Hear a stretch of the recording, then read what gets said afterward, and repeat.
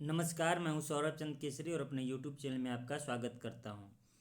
आज इतिहास का अगला वीडियो लेकर के आप लोगों के सामने आया हूं। हम लोग पढ़ रहे हैं मध्यकालीन इतिहास, जिसमें से हम लोग मध्यकालीन इतिहास के स्रोत पढ़ लिए थे, साहित्यिक स्रोत, जिसमें से हमने आपको चचनामा, सियासतनामा, किताब उल हिंद, तबकात ए नासरी, ताज उल मासिर, शाहनामा जैसे पुस्तकों के बारे में बताया था और उनके लेखकों के बारे में बताया था। फिर उसके बाद में अगले ही वीडियो में हम लोग पढ़े थे इस्लाम का उदय। इस्लाम का उदय होता है, उसमें पैगंबर मोहम्मद साहब इसके पैगंबर रहते हैं और 612 ईस्वी में जब इस्लाम धर्म की स्थापना होती है तो उस समय पैगंबर मोहम्मद साहब को अल्लाह का पैगंबर माना जाता है। और हम लोग इस्लाम के कानून के बारे में पढ़े, इसके 5 स्तंभ के बारे में पढ़े, कलमा, नमाज, ज़कात, रोज़ा, हज और शरीयत के बारे में पढ़े, जो कि इस्लामी कानून होता है। और इसके 4 प्रकार के कर पढ़े थे, जजिया, ज़कात, खराज, खुम्स। इस तरीके से हम लोग इस्लाम का उदय पढ़े। जैसे ही मोहम्मद साहब की मृत्यु हो जाती है 632 ईस्वी में, फिर इनके प्रतिनिधि के रूप में, अल्लाह के प्रतिनिधि के रूप में खलीफाओं का युग आ जाता है। आरंभ में 4 खलीफाओं की बात हम लोग करते हैं। अबू बकर, उमर, उस्मान, अली। अबू बकर पहला खलीफा होता है, उमर आदर्श खलीफा होता है, दूसरा खलीफा होता है, तीसरा उस्मान होता है और चौथा अली, जो कि पैगंबर मोहम्मद साहब का दामाद रहता है। इसके बाद खलीफाओं का क्रम जारी रहता है। अब जैसे ही हम लोग पढ़े इस्लाम का उदय और इस्लाम अब साम्राज्य बढ़ाने लगा, तो अब खलीफाओं के बाद आने लगा सुल्तान का समय। समय क्या है कि खलीफा प्रतिनिधि होता था अल्लाह का, ईश्वर का, और खलीफाओं का प्रतिनिधि सुल्तान होने लगा। तो फिर हमने देखा अगले ही वीडियो में कि मुसलमानों का आक्रमण, जिसमें से भारत पर प्रथम मुसलमान का आक्रमण में अरबों का आक्रमण होता है। फिर उसके बाद में तुर्कों का आक्रमण। अरबों के आक्रमण में सफल आक्रमण मोहम्मद बिन कासिम का होता है 712 ईस्वी में। उस समय सिंध के राजा, भारत के राजा राजा दाहिर थे। राजा दाहिर को हरा दिया जाता है। मोहम्मद बिन कासिम ने उसे पराजित कर कर युद्ध भूमि में ही मार दिया। फिर उसके बाद में सिंध और मुल्तान नामक स्थान को जीतता है, मुल्तान को स्वर्ण नगरी का उपाधि देता है और सिंध पर जजिया कर आरोपित कर देता है, लगा देता है। फिर उसके बाद में उसके कई सालों के बाद तुर्कों का आक्रमण होता है, जिसमें मोहम्मद गजनवी का नाम आता है। मोहम्मद गजनवी का इतना भयंकर लूटपाट वाला आक्रमण होता है कि हम लोग उसके बारे में पढ़ चुके हैं। सबसे चर्चित 1025 का आक्रमण सोमनाथ मंदिर का आक्रमण था। फिर उसके बाद में गौर साम्राज्य से, वही अफगानिस्तान से ही, गजनी से ही गौरी आता है, मोहम्मद गौरी। मोहम्मद गौरी के बारे में भी हम लोग पढ़े। फिर मोहम्मद गौरी के बारे में पढ़े तो उसमें पृथ्वीराज चौहान की कहानी पढ़े, तराइन का युद्ध, चंदावर का युद्ध और इतना सब। उम्मीद करता हूँ आप रिवाइज कर लिए होंगे। एक बात छूट गया था कि मोहम्मद गौरी ने सिक्के चलवाए थे, और जो सिक्के चलवाए थे मोहम्मद गौरी ने, उसमें लक्ष्मी जी की क्या चित्र आकृति उसमें वो दिखाया था। अपने सिक्कों पर लक्ष्मी देवी की आकृति दिखवाया था। और दूसरे तरफ जो है मोहम्मद बिन साम शब्द लिखवाया था और घोड़े की आकृति बनवाई थी अपने सिक्के पर। तो ये बात याद रखिएगा। अब हम लोग पढ़ने वाले हैं दिल्ली सल्तनत। अब दिल्ली सल्तनत पढ़ने से पहले दिल्ली के इतिहास के बारे में थोड़ा सा जान लेते हैं, पौराणिक और ऐतिहासिक बातें, कि दिल्ली पहले से था या कुछ और था। तो दिल्ली जो है पहले ढिल्ली के नाम से जानी जाती थी। किस नाम से जानी जाती थी? ढिल्ली। देखिए, आज मैं चेहरा नहीं दिखा रहा हूँ, बस आप पढ़ते रहिए। ये ढिल्ली बाद में क्या बन गई? दिल्ली। तो इसका इतिहास कुछ इस प्रकार से है कि महाभारत काल में आपने अर्जुन का नाम सुना होगा। तो अर्जुन ने एक खांडव नामक वन को जलाकर इंद्रप्रस्थ नगर बसाया। कौन सा नगर बसाया? तो आप कहेंगे इंद्रप्रस्थ। ठीक है ना, इंद्रप्रस्थ नगर बसाया और बाद में इसका नाम ढिल्ली और उसके बाद दिल्ली पड़ गया। लेकिन ये तो पौराणिक बातें थी। जब ऐतिहासिक दृष्टिकोण से देखते हैं तो 11वीं शताब्दी में एक अनंगपाल तोमर ने, एक राजा हुआ करते थे अनंगपाल तोमर, नाम क्या है? अनंगपाल तोमर। हो सकता है मैं बहुत चीज़ न लिख पाऊँ, आपको याद रख लेना है अनंगपाल तोमर, या फिर नोट्स में लिख लीजिएगा, ठीक है ना, तोमर। ये अनंगपाल तोमर ने दिल्ली शहर की स्थापना की, ठीक है ना। और पृथ्वीराज चौहान ने दिल्ली को अपनी राजधानी बनाया था। तो अगर कभी पूछ दे कि जो है दिल्ली की स्थापना या दिल्ली नगर को किसने बसाया, तो इतिहास के दृष्टिकोण से आप अनंगपाल बताएंगे, ना कि अर्जुन। अर्जुन नहीं बताना है, ठीक है ना। जब पौराणिक इतिहास से पूछेगा तब आपको अर्जुन बताना है। ऐसे आपको किसके बारे में बताना है? ऐसे आपको हमेशा हमेशा के लिए अनंगपाल तोमर को बताना है, ठीक है। तो उम्मीद करता हूँ इतना काफ़ी है आप लोगों के लिए, इतना समझ में आ गया होगा। अब हम लोग दिल्ली सल्तनत की बात करेंगे। तो दिल्ली सल्तनत के बारे में पढ़ने से पहले ये बता दूं कि दिल्ली पर कुल 5 वंशों का शासन रहा है, जिसमें से पहला गुलाम वंश या मामलुक वंश, दूसरा खिलजी वंश, तीसरा तुगलक वंश, चौथा सैयद वंश और पांचवा एवं अंतिम दिल्ली सल्तनत का वंश लोधी वंश है। ये क्रम आपको याद रखना है, क्रम से सवाल पूछ देता है। तो इसका ट्रिक है मेरे पास कि गुलाब खिला तुम सूंघ लो। गुलाब से गुलाम वंश हो जाएगा, खिला से खिलजी वंश हो जाएगा, तुम मतलब तुगलक वंश, सूंघ लो सैयद वंश और लो से लोधी वंश, ठीक है। गुलाम वंश के संस्थापक कौन हैं? तो आज हम उन्हीं के बारे में पढ़ेंगे, कुतुबुद्दीन ऐबक, ठीक है ना। देखिए एक एक करके वंशों को पढ़ेंगे और एक एक के संस्थापक के बारे में भी हम लोग पढ़ लेंगे। खिलजी वंश के संस्थापक कौन है? तो फिरोज खिलजी, जलालुद्दीन फिरोज खिलजी। तुगलक वंश के गयासुद्दीन तुगलक, ठीक है। और सैयद वंश के खिज्र खां और लोधी वंश के बहलोल लोधी। तो हम लोग पढ़ेंगे। आज हम लोग पढ़ते हैं दिल्ली सल्तनत। इसकी स्थापना किसने की? कुतुबुद्दीन ऐबक ने, गुलाम वंश का। तो आज हम लोग पढ़ेंगे ये गुलाम वंश। एक चीज़ और देखिएगा, मैंने जो डेट लिखा है वो याद रखिएगा, 1206 से 1290 तक। मतलब कि यह जो वंश है ये 84 वर्ष तक शासन किया, ठीक है ना। खिलजी वंश कितना किया? 90 से 1320 तक, मतलब 30 वर्ष तक, ठीक है। तुगलक वंश ने कितना किया? तो देखिए 30 इधर है, 70 10 80 4 84 दिखा रहा है क्या?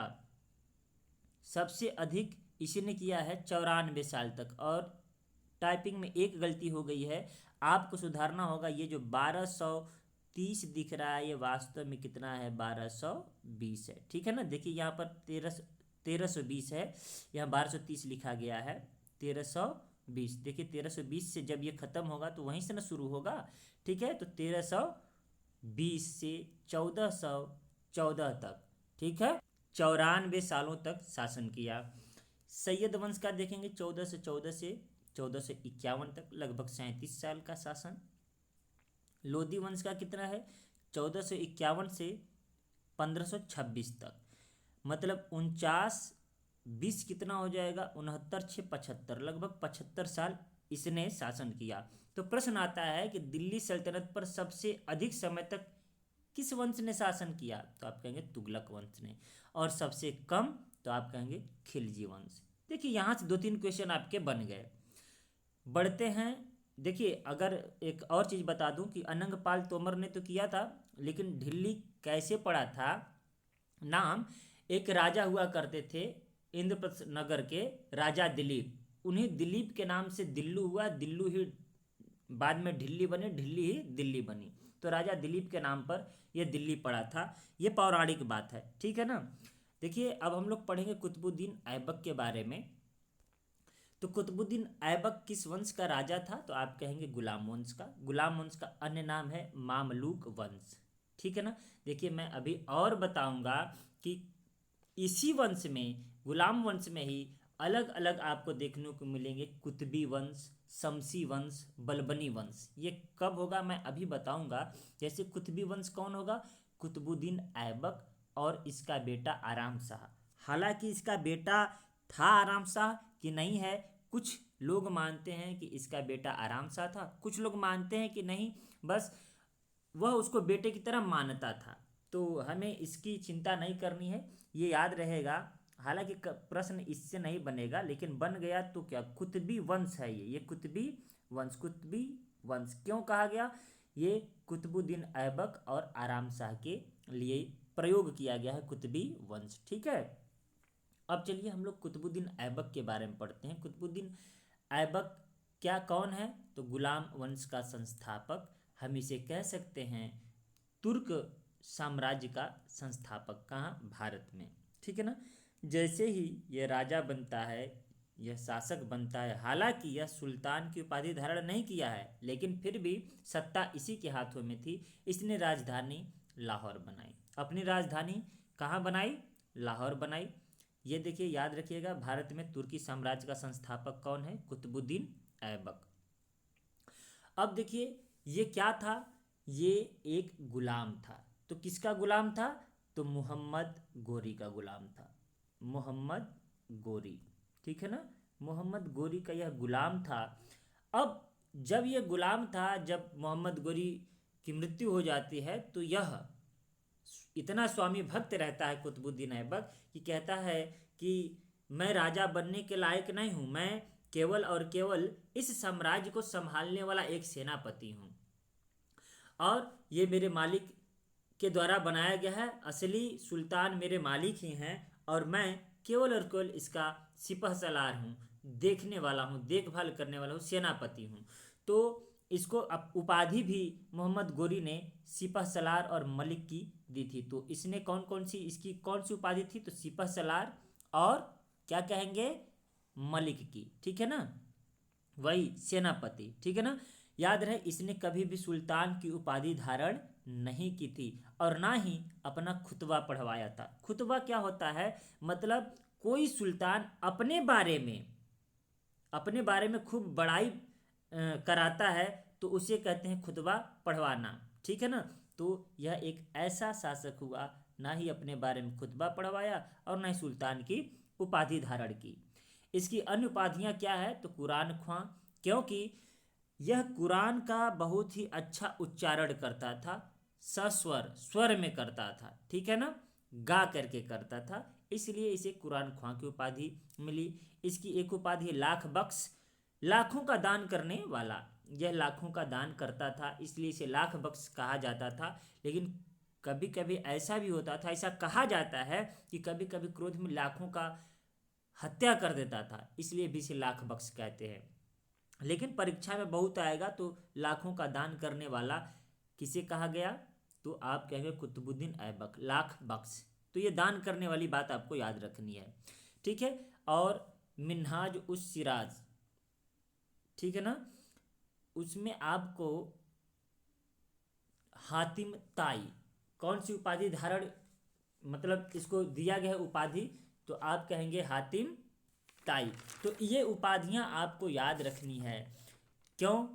क्योंकि उपाधियों से भी प्रश्न बन सकते हैं। अब जितना हम लोग पढ़ रहे हैं, सच बात तो यह है कि हम लोग प्रश्नों के हिसाब से ही पढ़ रहे हैं, फैक्ट पढ़ रहे हैं, और काफ़ी अच्छे प्रश्न इससे बनते हैं।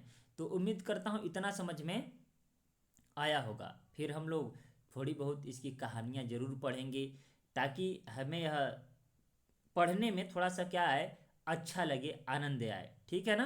तो आगे बढ़ते हैं हम लोग। इतना तो आपको समझ में आ गया होगा। और याद रहे, ये जब गुलाम था, तो इसको गुलामी से मुक्ति का पत्र दिया गया था। और उस समय में जब गुलामी से मुक्ति का पत्र दिया जाता था, तो याद रहे, या तो जो गुलाम बनाया है, अर्थात आप जिसके गुलाम हैं या तो वो पत्र देगा या उसके कोई ब्लड रिलेशन वाला ही देगा। जैसे हो सकता है उसका भाई दे दे, उसका भतीजा दे दे, उसका बेटा दे दे। तो उसी प्रकार गयासुद्दीन महमूद ने, हमने कहा ना गयासुद्दीन गौरी कहा था, वही गयासुद्दीन महमूद है। गयासुद्दीन महमूद ने इसको 1208 में दास्ता मुक्ति पत्र देता है और कहता है आप दासता से, आप गुलामी से क्या हैं, मुक्त हैं। ठीक है ना।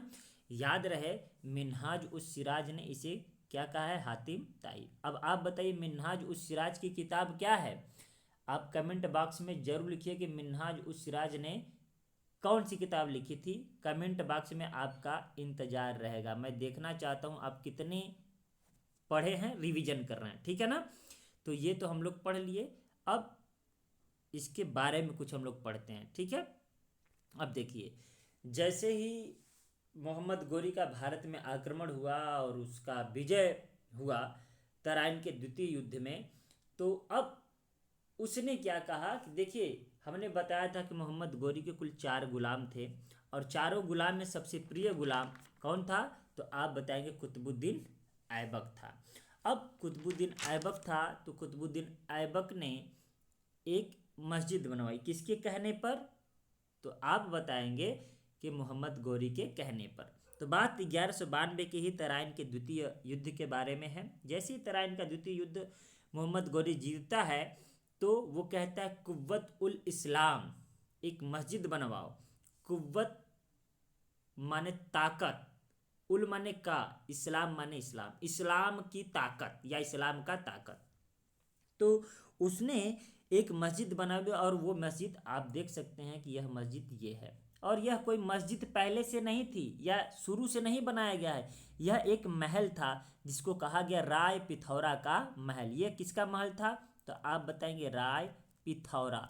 अच्छा, ये नाम आपने सुना होगा, मैंने पढ़ाया था। राय पिथौरा कौन थे, तो राय पिथौरा कोई और नहीं, ये पृथ्वीराज चौहान थे, जिसका नाम पृथ्वीराज तृतीय भी था। तो पृथ्वीराज चौहान का एक अन्य नाम राय पिथौरा था और ये राय पिथौरा का महल था, पृथ्वीराज चौहान का महल था, जिसे हराने के बाद इस महल के ऊपरी हिस्से को तोड़ करके यहाँ एक गुंबद बनवा दिया जाता है। आप देख रहे हैं ये गुंबद वाला एरिया दिख रहा है ना, ये गुंबद बनवा दिया जाता है और ये क्या हो जाता है, मस्जिद हो जाता है। और यह भारत की तुर्कों द्वारा बनवाई गई प्रथम मस्जिद थी। तो भारत की प्रथम मस्जिद कौन थी, जो तुर्कों द्वारा बनवाई गई थी, तो आप कहेंगे कुव्वत उल इस्लाम। परंतु अगर केवल ऐसे पूछ दे कि भारत की पहली मस्जिद कौन थी, तो आप बताएंगे चेरामन जुम्मा। क्या बोलेंगे, चेरामन।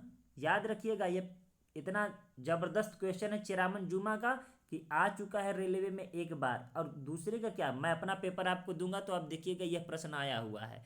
ठीक है ना। मैं इसके बारे में भी थोड़ा सा बताऊंगा इसको पढ़ा लेने के बाद।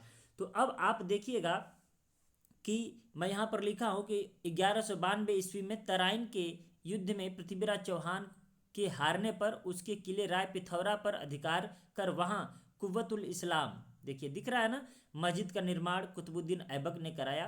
कुतुबुद्दीन ऐबक ने दिल्ली विजय के उपलक्ष्य में तथा इस्लाम धर्म को प्रतिष्ठित करने के उद्देश्य से 1192 में कुतुब अथवा कुव्वत उल इस्लाम मस्जिद का निर्माण कराया। ठीक है।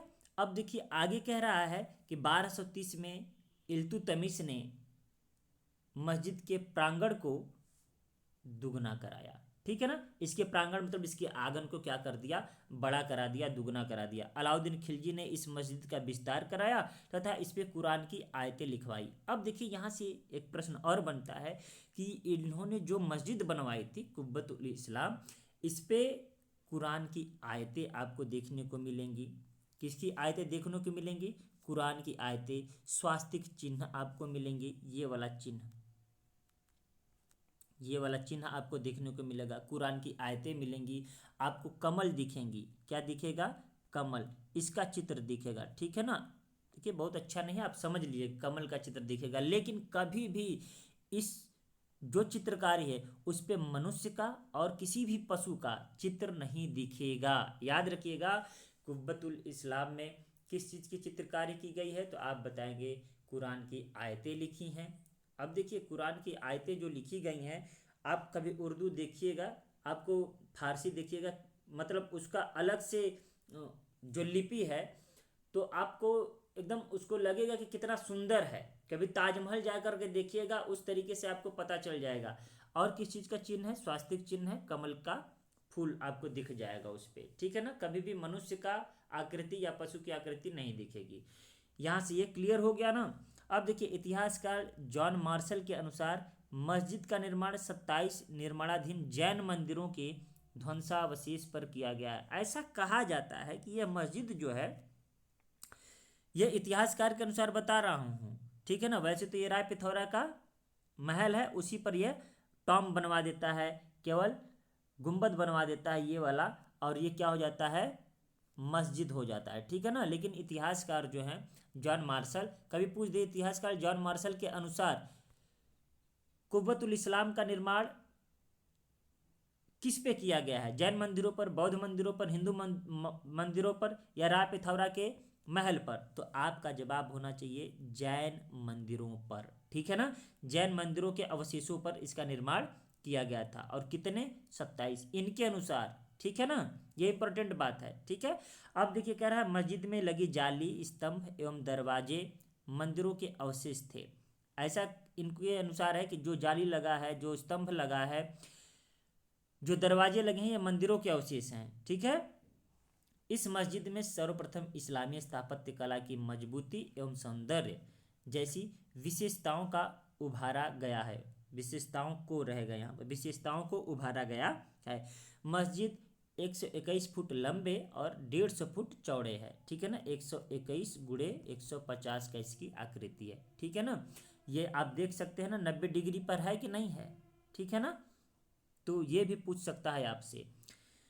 देखिए यहाँ पर दिया भी है, चौड़े समकोण नुमा चबूतरे पर स्थित है। समकोण, समकोण का मतलब वही 90 डिग्री। इंडो इस्लामिक शैली में निर्मित स्थापत्य कला का यह पहला ऐसा उदाहरण है जिसमें हिंदू प्रभाव स्पष्ट दिखाई देता है। तो पूछ दे इंडो इस्लामिक शैली की प्रथम मस्जिद, तो आप कहेंगे कुव्वत उल इस्लाम, ठीक है। तो उम्मीद करता हूँ इतना आपको समझ में आ गया होगा। मैं पूरा का पूरा इसको मिटा दे रहा हूँ, और इसका PDF आपको मिल जाएगा, ठीक है। अब देखिए हम लोग इतना पढ़ लिए हैं, उम्मीद करता हूँ ये पूरा का पूरा टॉपिक इतना तो आपको समझ में आया होगा, ठीक है ना। कि कुव्वतुल इस्लाम किसने बनवाया, आप कहेंगे कुतुबुद्दीन ऐबक ने बनवाया।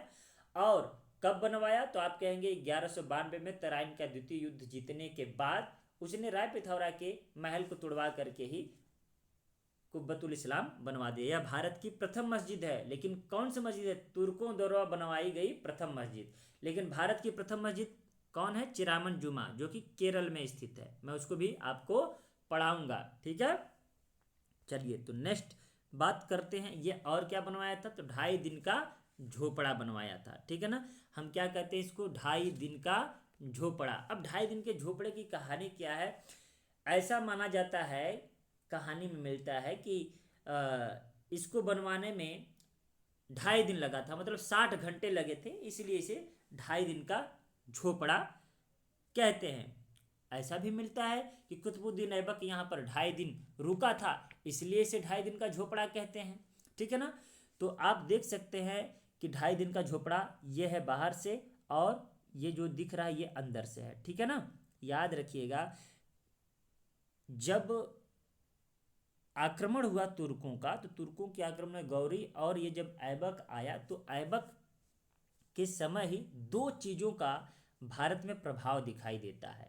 एक तो गुंबद का, एक किसका दिखाई देता है प्रभाव, गुंबद। गुंबद कैसा होता है आपने देख लिया है, ये कुछ इस प्रकार से होता है ये, ठीक है ना। इसी तरीके से होता है, आप देखेंगे मस्जिदों पर। और दूसरा होता है मेहराब। क्या होता है, मेहराब,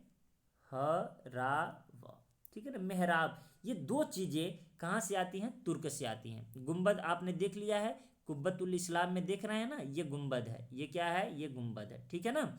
और मेहराब क्या होता है, तो मेहराब देखिए ये है, ये दिख रहा है आपको, ये आकृति, ये वाली आकृति, ये इस तरीके से करके कुछ इस तरीके से है कि नहीं है, तो ये मेहराब है, ठीक है ना।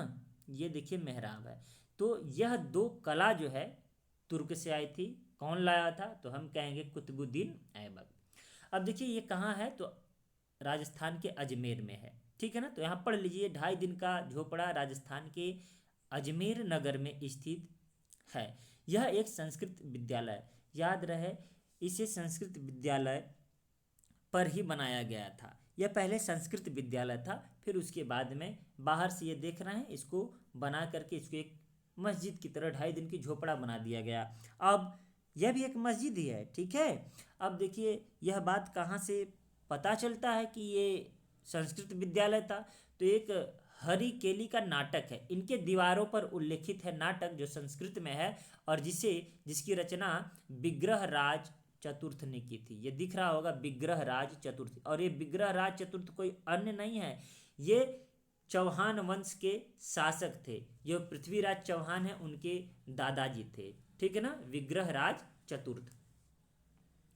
अब क्या है कि आपको बस यही याद रखना है कि हरिकेली का नाटक की रचना किसने की? विग्रह राज चतुर्थ ने। हरिकेली के नाटक में क्या उल्लेखित है? आप कहेंगे संस्कृत विद्यालय पर 2.5 दिन का झोपड़ा, मतलब जो 2.5 दिन का झोपड़ा है उनकी दीवारों पर संस्कृत में लिखा गया है और इसे माना जाता है कि यह संस्कृत विद्यालय था, ठीक है ना।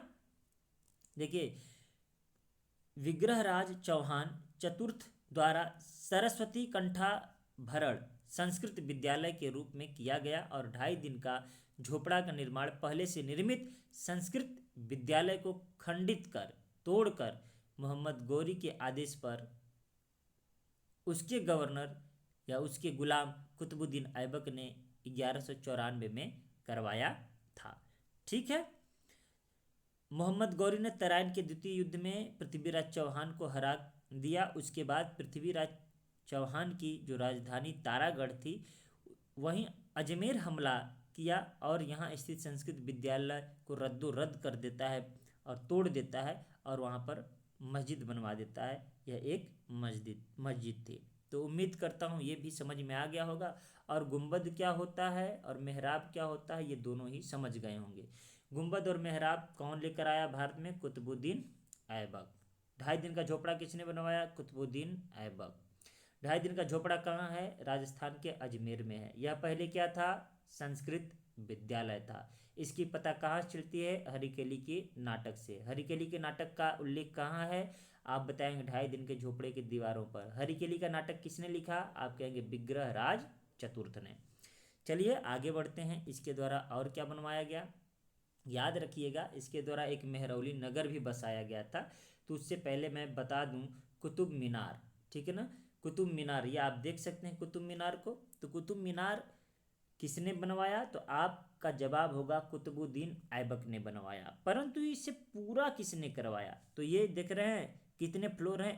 ये 1 2 3 4 5, टोटल 5 फ्लोर हैं इसमें। 5 तल्ला हम बोल सकते हैं, है कि नहीं है। तो आप देखेंगे ये जो पहला वाला दिख रहा है ये नींव डलवाकर ये पहला वाला किसने बनवाया? कुतुबुद्दीन ऐबक ने बनवाया, ठीक है ना। और ये दूसरा, तीसरा और चौथा, यह 3 जो फ्लोर हैं इसको बनवाया इल्तुतमिश ने, ठीक है ना। और ये 5वां और अंतिम दिख रहा है इसे फिरोज शाह तुगलक ने बनवाया है। तो पहली बात तो यह देख लेते हैं कुतुबुद्दीन ऐबक ने अपने गुरु सूफी संत कुतुबुद्दीन बख्तियार काकी के याद में से बनवाया था। याद रहे कुतुबुद्दीन ऐबक, कभी कभी ऐसा होता है कि कुतुबुद्दीन ऐबक के नाम पर ही कुतुब मीनार पड़ा है, लेकिन ऐसा नहीं है। पूछ दे कि कुतुब मीनार का नाम, कुतुब मीनार किसके नाम पर पड़ा है, तो आपका जवाब हमेशा होना चाहिए सूफी संत कुतुबुद्दीन बख्तियार काकी के नाम पर पड़ा है। किसके नाम पर पड़ा है? कुतुबुद्दीन बख्तियार काकी के नाम पर, ठीक है। अब देखिएगा इसने तो प्रारंभ करवाया था लेकिन इसकी मृत्यु हो जाती है 1210 ईस्वी में चौगान खेलते समय। तो इसका जो निर्माण है पूरा किसने करवाया? तो आप कहेंगे 1232 ईस्वी तक इल्तुतमिश ने इसे पूरा कराया। और इल्तुतमिश कोई और नहीं इसका गुलाम ही है, ठीक है, इसका दामाद ही है। अब ये 4 मंजिल तो हो गए, 5वीं मंजिल किसने बनवाया? फिरोज शाह तुगलक ने बनवाया। फिर बीच बीच में जितने राजा आते गए, शासक आते गए, इसका जीर्णोद्धार करवाते रहे। जीर्णोद्धार मतलब पुनर्निर्माण करवाते गए, जिसमें सिकंदर लोदी भी आता है। तो कहानी कुछ इस प्रकार से, थोड़ा सा मैं बता देता हूँ कि कब कब करवाया। तो फिरोज शाह तुगलक जब अपने शासनकाल में शासक था, तो 1369 ईस्वी की बात है। कब की बात है? 1369 AD। इस समय इस कुतुब मीनार पर बिजली गिरी, और बिजली गिरने से यह खराब हो गया। थोड़ा जितना अच्छा था, यह कुछ हिस्सा इसका टूट फूट गया। तो उसी का निर्माण इसने फिरोज शाह तुगलक ने करवाया, और एक मंजिल और बनवा दिया। तो पांचवी मंजिल का निर्माण किसने करवाया? जवाब होगा फिरोज शाह तुगलक ने। ठीक है ना। फिर उसके बाद में 1505 ईस्वी की बात आती है। 1505 ईस्वी की बात आती है, और 1505 ईस्वी में उस समय सिकंदर लोदी हुआ करता था भारत का शासक, या यूं कह सकते हैं दिल्ली सल्तनत। क्या कह सकते हैं? दिल्ली सल्तनत का शासक। तो 1505 AD में एक बार फिर से भूकंप आता है, और भूकंप आने से एक बार पुनः इस कुतुब मीनार को नुकसान पहुंचता है। तो फिर से इसका जीर्णोद्धार कौन करवा देता है? फिरोज शाह तुगलक करवा देता है। ठीक है ना। सॉरी, सिकंदर लोदी करवा देता है 1505 में। ठीक है ना। फिर इसके बाद में आप देखेंगे कि अंग्रेज का जब शासन रहता है भारत पर, तो अंग्रेज काल में एक अंग्रेज रहते हैं, एक अंग्रेज अधिकारी रहते हैं, उनका नाम है रॉबर्ट स्मिथ। क्या नाम है? Robert Smith. देखिए, पूरा अगर नहीं लिख पा रहा हूँ तो आप सुनते भी रहिए। रॉबर्ट स्मिथ ने भी इसका जीर्णोद्धार करवाया था। कब करवाया था? तो 1803 ईस्वी में। 1803 ईस्वी में रॉबर्ट स्मिथ ने भी इसका जीर्णोद्धार करवाया था। और भारत में 1993 की वह समय है, वह साल है, जिसे इस कुतुब मीनार को विश्व विरासत में शामिल कर लिया गया, विश्व विरासत स्थल में। तो यह कई क्वेश्चन यहाँ से बन जाएगा। क्वेश्चन क्या क्या बनेगा? कुतुब मीनार का निर्माण किसने करवाया? कुतुबुद्दीन ऐबक ने। कुतुब मीनार में कुल कितने मंजिल हैं? 5। कुतुब मीनार के 3 मंजिलों का निर्माण किसने करवाया? दूसरा, तीसरा, चौथा इल्तुतमिश। कुतुब मीनार के 5वीं मंजिल का निर्माण किसने करवाया? फिरोज शाह तुगलक। निम्नलिखित में से कौन कुतुब मीनार के निर्माण में सम्मिलित नहीं है? ऑप्शन दे देगा सिकंदर लोदी, फिरोज शाह तुगलक, इल्तुतमिश, इब्राहिम लोदी। तो आपका जवाब इब्राहिम लोदी हो जाएगा। क्यों? क्योंकि ये तीनों तो निर्माण करवाए ही थे। ठीक है ना। अब क्या होगा? ये कहीं और नहीं है कुतुब मीनार के यहाँ पर आपको दिख रहा होगा ना, ये आपका कुब्बतुल इस्लाम मस्जिद है। उसी के बगल में क्या है? कुतुब मीनार है। ठीक है ना। कुतुब कॉम्प्लेक्स बोलते हैं। ठीक है ना। एक कॉम्प्लेक्स में ही आपका कुब्बतुल इस्लाम मस्जिद है। उम्मीद करता हूँ कुतुब मीनार से आप ढेर सारी चीज़ें सीख गए होंगे, जो हम लोगों के परीक्षा के दृष्टिकोण से क्या है, जरूरी है। अगर आप पूछेंगे इसका व्यास कितना है, तो इसका व्यास 46 फीट है। कितना फीट है? 46 फीट। ठीक है ना। ये फीट में मैं बता रहा हूँ इसका व्यास, ये जो आप गोलाई पूरा देख रहे हैं। ठीक है ना। व्यास समझ रहे होंगे आप। ठीक है ना। तो इस तरीके से हम लोग कुतुब मीनार के बारे में पढ़ ली हैं। और देखिए, कुतुब मीनार के बारे में पढ़ना है तो थोड़ा बहुत गूगल कर लीजिए, आपको और सारा डिटेल मिल जाएगा। परीक्षा के दृष्टिकोण से हम लोग जितना था पढ़ चुके हैं। ठीक है। नेक्स्ट, अब देखिए, नेक्स्ट तो कुछ बचा नहीं। अब आपको मैं अब थोड़ा सा भी बता देता हूँ क्या क्या है, थोड़ा सा रिवीजन हो जाएगा। आप बस ध्यान से सुनते रहिएगा। मैंने बताया कि भारत की पहली मस्जिद कौन है, तो ये थोड़ा सा मैं लिख करके आपको बता दूं। भारत की प्रथम मस्जिद कौन सी है? तो आपको याद रखना है चेरामन जुमा।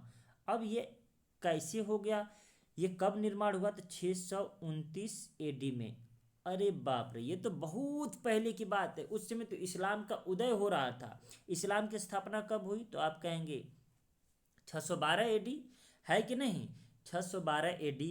अब आप बताइए कि ये 629 में कैसे बन गया? तो कहानी कुछ इस प्रकार से है कि केरल में एक स्थान है त्रिशूर। केरल के त्रिशूर नामक स्थान पर आप पाएंगे कि वहाँ का शासक जो थे चेरामन पेरुमल नाम था। शासक क्या क्या नाम था? चेरामन, से चेरामन पेरुमल, ये शासक हुआ करते थे। ठीक है ना। ये जाते हैं मक्का। कहाँ जाते हैं? मक्का। मक्का जाने के बाद इनको महसूस हुआ कि मुझे इस्लाम धर्म स्वीकार कर लेना चाहिए। इसमें वाह आडंबर नहीं है, मूर्ति पूजा नहीं है, दिखावा नहीं है, इसमें ईश्वर को मन से याद करने की बात है। तो यह राजा चेरामन पेरुमल ने इस्लाम धर्म स्वीकार कर लिया और मलिक बिन दिनार की सहायता से इन्होंने किसका निर्माण करवा दिया?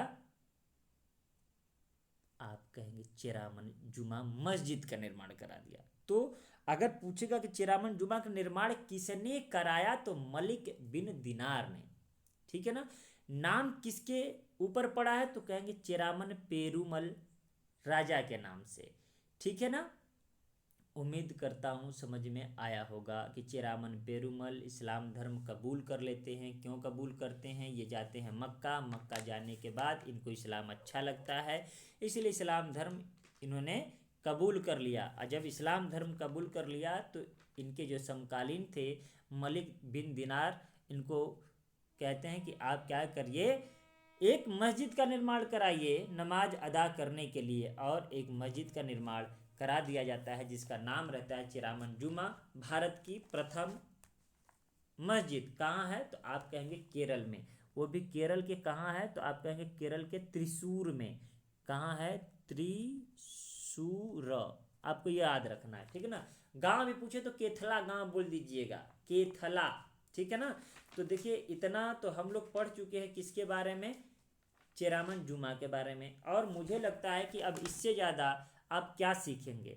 एक बार फिर से क्विक रिवीजन बहुत जल्दी जल्दी बता देता हूँ। इसकी मृत्यु अगर कोई पूछे तो कैसे हुआ, तो आप कहेंगे कुतुबुद्दीन ऐबक की मृत्यु चौगान खेलते समय घोड़े से गिर कर के हो गई। देखिए कहानी सुनेंगे तो कहानी कुछ और हो जाएगा और वीडियो लंबा हो जाएगा। कहानी में तो यह है कि साजिश के तहत चौगान खेलते समय इल्तुतमिश के कुछ सहयोगियों ने इल्तुतमिश के आदेश पर इसे गिरा दिया जाता है। और जैसे ही गिरा दिया जाता है इसको चोट इतनी गहरी लगती है कि ये क्या हो जाता है, इसकी मृत्यु हो जाती है।